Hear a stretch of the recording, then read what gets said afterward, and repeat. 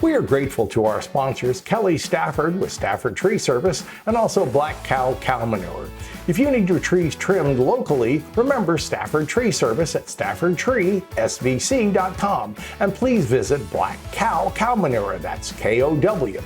Remember, both of the contact details are in the description below. Hi, I'm Stan DeFreitas Mr. Greenthumb for the Ask Mr. Greenthumb segments. Flowering plants, we all love them, and if we get great foliage like we have on this Loropetalum, I think you're getting the bonus. Sometimes this plant is called the Chinese fringe flower, and it is one that probably has come into being in vogue more in the last few years than when I first started in horticulture. You didn't see this plant used very much, but things change. People want something that's trouble-free. Now, there really isn't any plants that are totally trouble-free, but the Loropetalum is probably as close as you get for something that has a beautiful, delicate flower. It's got this kind of leathery leaf, so it's not too much a problem. It normally doesn't have, occasionally it gets a little bit of yellowing in the leaf, but if that occurs, it's probably due to an improper pH. This plant likes it slightly acidic, which means take a sample of your soil. Either the county extension service normally will do it for you, or if you want to contact me, we do it for a slight charge.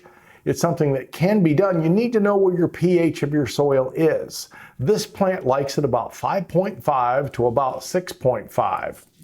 If you start getting anything near neutral, 7 or more alkaline, it's probably going to start showing up with a yellow chlorosis in the foliage. And that's not too attractive, and the plant won't be bringing in the nutrients as well as it should. The Loropetalum is one that can be used in near full sun to partial shade.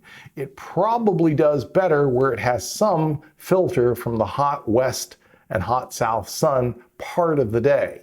Now, it still needs energy, so we still have to get light to it, but we don't know if we want it in real dense shade, but we don't want it necessarily in that hot afternoon baked sun, because it may have a problem where it kind of, it looks a little bit off, if there is such a thing. And this one could be. The Loropetalum is a pretty landscape plant, probably planting them maybe 3 or 4 feet apart if you're using them as a hedge. And they will take shearing, so you could keep it as a plant that you could grow and admire it for its beautiful kind of maroon and reddish foliage.